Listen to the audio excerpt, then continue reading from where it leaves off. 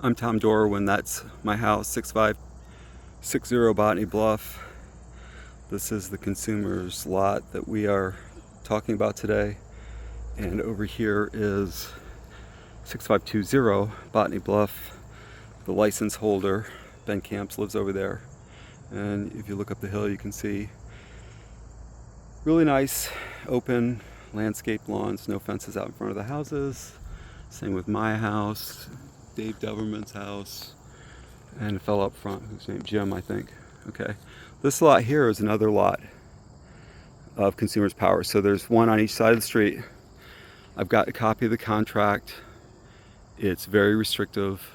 No cutting, no burning, no anything, basically. Very restrictive. And in keeping with the rest of the neighborhood, frankly. This side used to look like that. Over here,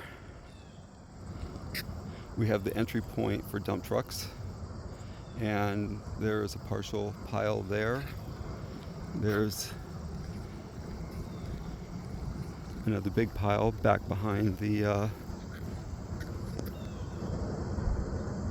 shed over there. And what would happen is dump trucks would come in here, dump their loads right in here, and then he would distribute it with his farm equipment. That's my property line. This is a garden, fenced, farm fence, wire fence.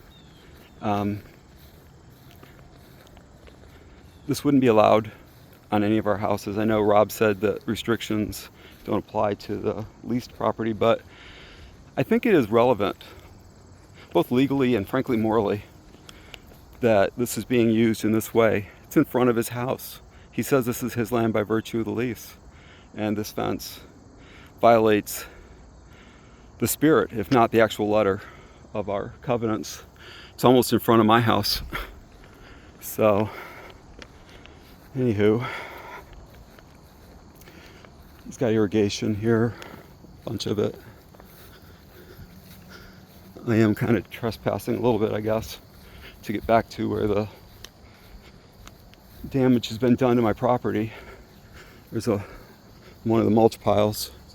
Actually, not too bad today. The bags over there are running down the line. I kind of just threw those in there based on that pin over there, in part, because I was told that that pin is one of the ones that the surveyors put in. And I put those trees in because he was overcutting my grass over there, and I got tired of the encroachments. So I did that to try to, discourage him. So he just moved back here, and he's cutting all this up and doing whatever he's doing on this lot. But this is my lot. And that's one of the ones the surveyors put in right there. I haven't touched that other than I put this in. I put that in to reinforce it, but that was there. And that bag all the way at the end is on top of the fence where my property line ends. Okay. I'm standing on the line right here. These are the rocks. He's been taking them out, which I told him he could do. It doesn't excuse the incursion. It doesn't, excuse either now or before when he put them there. Doesn't excuse it. But, I'm trying to be reasonable. He says they're his rocks. I didn't know that until last week when I saw that these rocks were disappearing. This was cut up. I asked him about it, and he admitted, yeah, I put the rocks there, and I'm taking them out. He didn't ask me about it. He just did it. There's the tree that fell clearly on my property. There's the line. And he's been cutting it up, to gain access to this, ostensibly. But again, he's not entitled to do that. He shouldn't be doing that. And I just don't welcome all of the incursions, and I don't welcome the frustration of our covenants of this neighborhood. And I think that there's quite a few code violations as far as zoning that I did alert Rob to. And again, these are all factors that should be considered. And I'm not looking to necessarily take away his lease.